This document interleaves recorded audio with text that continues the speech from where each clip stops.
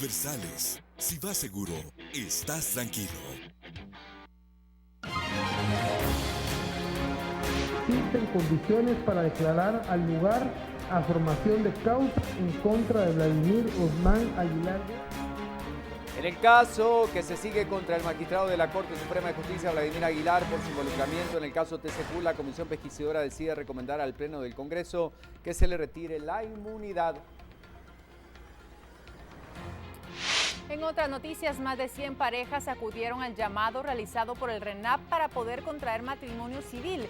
Esto en el marco del Día Internacional de la Familia. Autoridades del ICS analizan la exoneración de multas, recargos e intereses por el monto que le adeudan los municipios y también el sector privado. Opiniones a favor y en contra surgen entre el presidente Jimmy Morales y el presidente de la Asociación de Municipalidades, Edwin Escobar, por el tema de quitar o no el antejuicio a los alcaldes de Guatemala. Falta de cumplimiento en contratos pone en riesgo el tema de proveer oxígeno a las redes hospitalarias.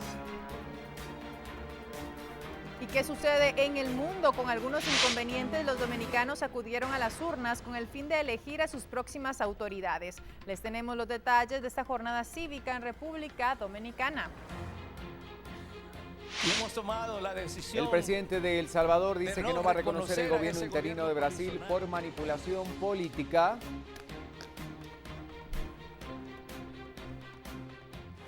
7 de la mañana con 51 minutos. A esta hora de la mañana lo que estamos observando es lo que ocurre en Calzada Roosevelt. Está bastante congestionado el tránsito, 17 grados la temperatura actual, la sensación térmica 22 grados centígrados, congestionamiento vehicular que se está observando en las calles esta mañana. Muy complicado realmente el ingreso a la ciudad capital. En este punto el carril reversible todavía está habilitado, es hasta las 8 de la mañana, pero vemos que sí, hay mucho congestionamiento, así que por favor a tomar rutas alternas o mucha paciencia al salir de casa. Damos vuelta de página a redes sociales que son muy importantes a esta hora y por eso Pedro tiene el recuerdo de la pregunta. Vamos con él. Así es, no está de más recordarle entonces la pregunta, por favor la ponemos en pantalla. Recuerde que tiene usted las redes sociales a su disposición para poder emitir su comentario o su opinión sobre el tema.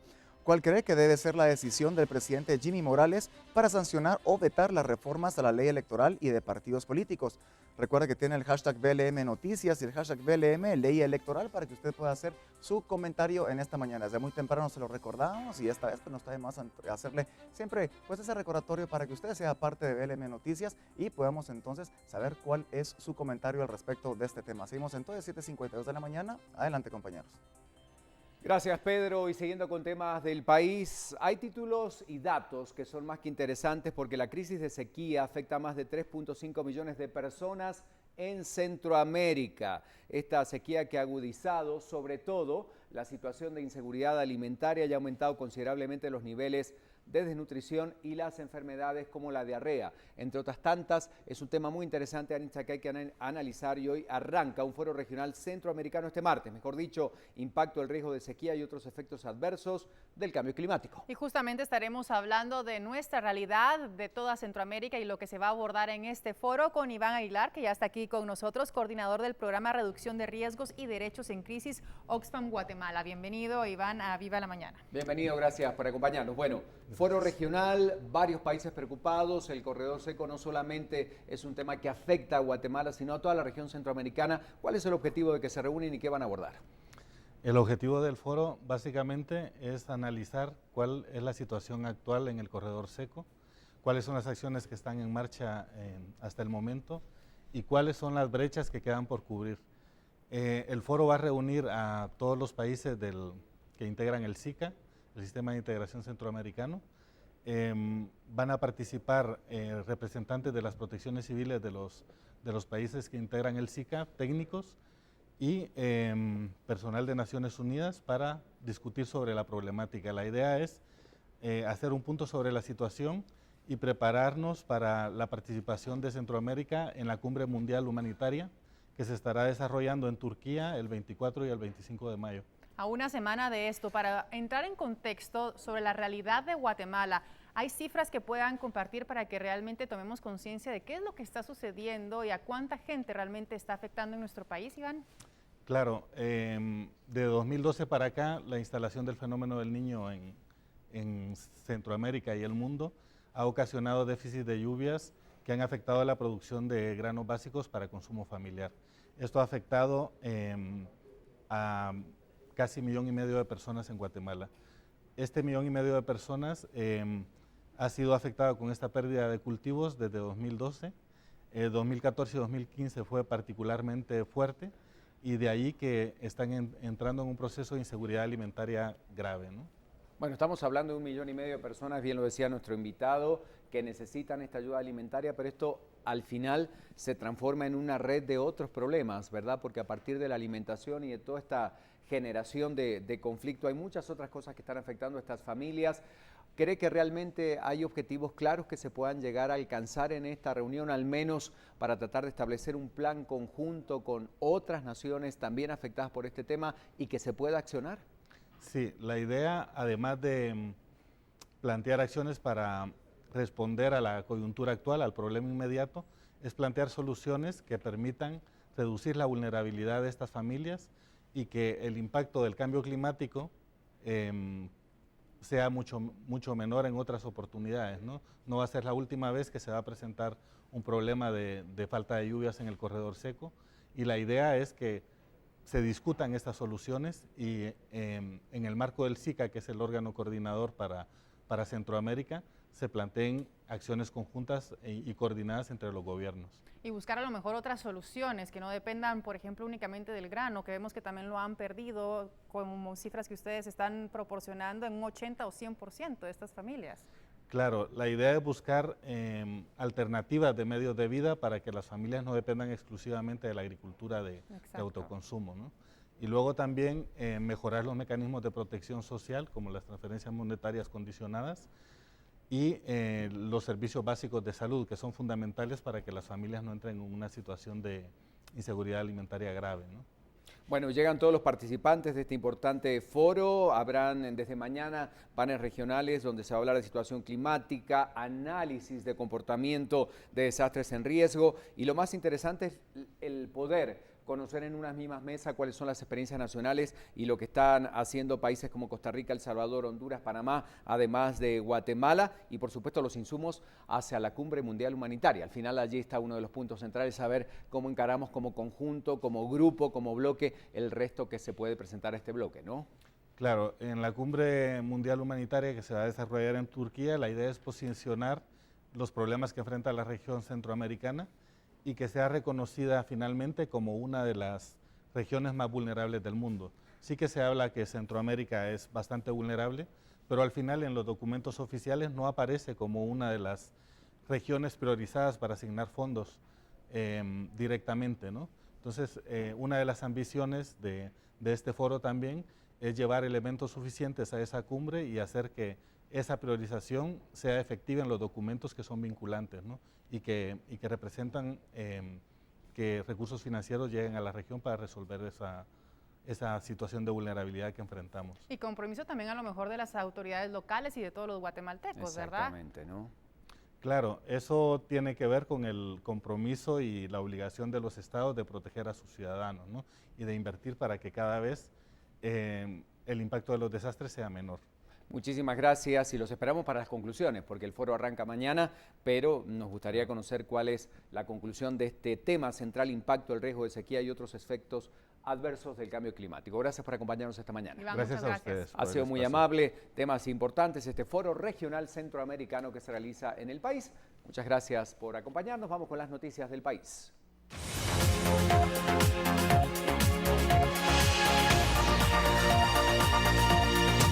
Y es que el director del RENAP, Rudy Gallardo, ha indicado que en las diferentes sedes de dicha institución hay miles de indocumentados, documentos personales de identificación que están pendientes de ser entregados a los solicitantes. A decir de Gallardo, son 150.000 documentos que se encuentran desde hace varios meses en la institución sin que hayan sido recogidos por las personas que han llegado a realizar el trámite. Ante dicha situación, autoridades del RENAP hacen el llamado para que las personas que aún no han recogido su DPI puedan acercarse a las distintas redes y a las sedes y pedirles, por supuesto, el documento, porque esto es fundamental. Ya se hizo el trámite, ya están listos. Por favor, si usted ya lo hizo, para poder estar identificado legalmente, acuda al RENAP. Cambiamos de tema y es que los índices de violencia siguen creciendo en Guatemala. Día a día son decenas los casos que se reportan en nuestro país. A continuación les presentaremos un reportaje sobre el problema de la violencia que se vive a nivel nacional e internacional, el cual ha dejado miles de víctimas ya en Guatemala. Entre el 42% y el 60% de los homicidios en el mundo se cometen con armas de fuego. Datos obtenidos de la Secretaría de la Declaración de Ginebra y la Oficina de las Naciones Unidas contra las Drogas y el Delito. En América, las armas de fuego son las predilectas para cometer homicidios, usadas un 66%. De allí que la tasa de homicidios cometidos con armas de fuego en Centroamérica alcance la cifra de 39,9 homicidios por cada 100.000 habitantes. En el Triángulo Norte Centroamericano, compuesto por Guatemala, Honduras y El Salvador, la tasa es mayor. La OMS considera que una tasa igual o superior a 10 homicidios por cada 100.000 habitantes corresponde a niveles epidémicos. Los mayores índices de violencia letal y no letal están concentrados principalmente en los centros urbanos de la ciudad capital de Guatemala, a lo largo de las fronteras con Honduras, Belice y México, y en los departamentos de Zacapa, Chiquimula, Escuintla, Izabal, Guatemala, Santa Rosa y Petén. Datos del Instituto Nacional de Ciencias Forenses, INACIF. En el 2013, Zacapa, Chiquimula y Escuintla fueron los departamentos donde se cometieron mayor número de homicidios en Guatemala. En ellos se llegó a tener la tasa de 110 a 135 homicidios por cada 100.000 habitantes. Las muertes ocurridas por violencia criminal en Guatemala, Honduras y El Salvador son comparadas a las ocurridas en naciones que tienen conflictos armados o guerras, como en Siria y Afganistán.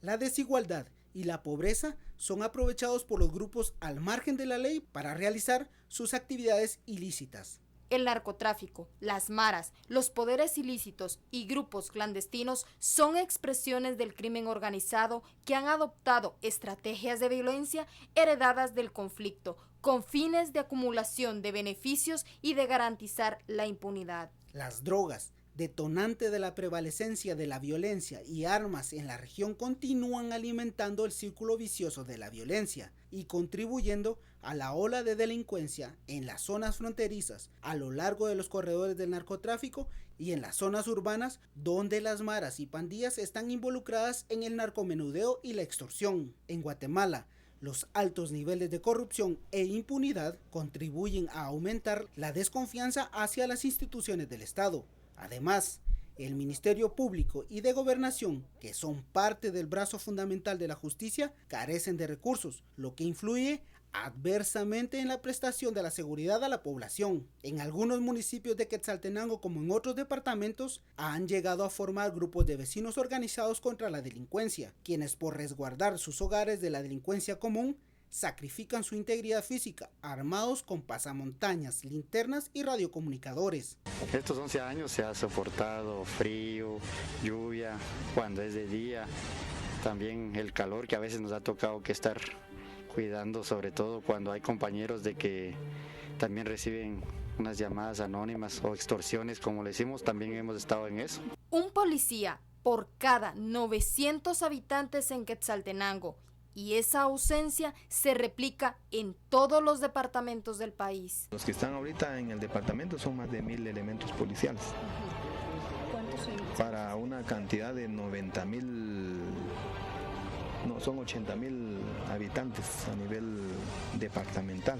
El hacinamiento en las cárceles del país también es una constante y los reclusos padecen de diferentes enfermedades. La sala de la Corte de Apelaciones de Jalapa coordinó con una ONG que se llama Soy la Esperanza, quienes están colaborando con los reclusos que están en la cárcel para hombres de esta localidad, brindándoles atención médica y como ustedes pueden ver, incluso ellos traen medicamentos. Se ha reiterado en muchas ocasiones como acá, por la gran cantidad de personas que hay recluidas,